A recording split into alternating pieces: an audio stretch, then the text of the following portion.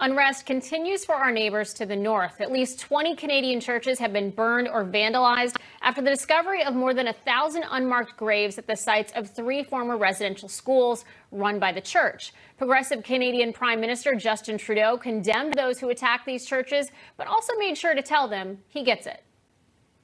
I understand the anger that's out there against the federal government, against institutions like the Catholic Church. It is real, and it is fully understandable given the shameful history that we're all becoming more and more aware of.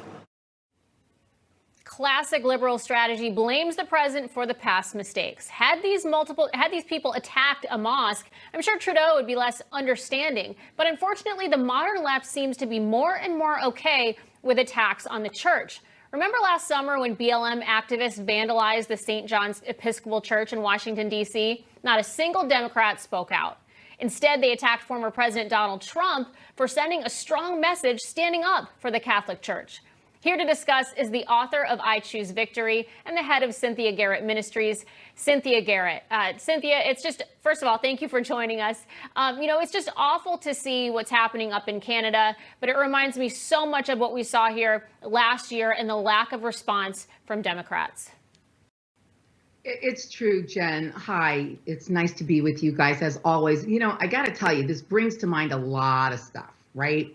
It is obvious that sin, repentance, and anger are all a part of this issue. But the bigger part of this issue is also forgiveness. Because without forgiveness on the part of any group that feels that it's been harmed, there's really no real path forward. Now, I understand what's going on. Trudeau's in kind of a trick bag, right? Because in all honesty, he's trying to condemn something that is clearly wrong. You can't go around and burn down churches. And my concern is that he probably felt that if he condemned the behavior too quickly, he was going to look bad. Instead, he's waited too long to condemn illegal behavior, and he looks bad to those of us who are watching going, okay, hold on a second. You can't burn down churches because of something that happened so long ago. So, mistakes were made. Churches are run by humans. That's why religion gets a bad name, is because humans are flawed. But so what do you say about our so-called Catholic president who goes after the police rather than the criminals? I say that he's pandering to the wrong thing. I mean, the reality is you've got to condemn bad behavior. 2 wrongs never make a right. So it's very hypocritical. It's like saying, well, this was done to us, therefore I'm going to do this to you. You tell me when that ever works. When can you call yourself and for me, it's with Biden, when can you call yourself a Catholic and then go out and think that, you don't have to turn the other cheek? I mean, people don't want to hear that because it means that the group that is burning, look, I think that it's terrorist groups and Antifa who are burning down these churches. I think that sadly what happens is you get these far left liberal radical groups exploiting very real pain. It's very easy to take a people group in pain, use their situation to promote your own agenda. The bigger agenda here, I think, is the persecution of Christians around the world. So burning down churches is just yet another tool that I fear will become something normal to people who really want to go after Christians and Christianity.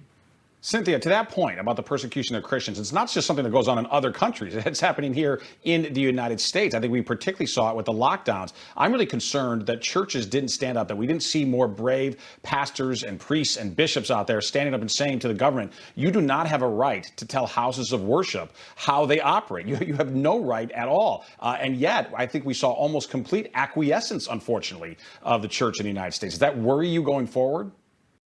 Yeah, it completely worries me because I think the church has acquiesced much too easily. When we were watching the quote unquote storming of the Capitol by all of these so-called, Trumpers and the Christian right and blah, blah, blah, I laughed because the reality is the Christian right and the evangelicals and believers are passive in a lot of ways. I think there are a lot of stands we should have been making a long time ago and much more consistently. One of them right now is if we don't stand up and start to fight for our rights the way the left and the way these other smaller groups are fighting for their rights, we won't exist anymore in America. And the reality is, it is very real that the church is being persecuted right here in America. And I think what you saw, Steve, is that a lot of church leaders are afraid to say anything because what we fear is that we will become Canada, where this slippery slope that basically pulls our 501c3 nonprofit status away occurs. And that's a very real threat. And I think a lot of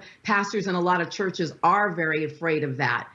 But faith and fear don't exist in the same body. So we've got to come. You know, it is great. We are seeing a lot more conservatives standing up right now. And I think the left really pushed conservatives to do that last year. And we're seeing a lot of it this year. So hopefully it continues. Cynthia, Garrett, thanks so much for being with us.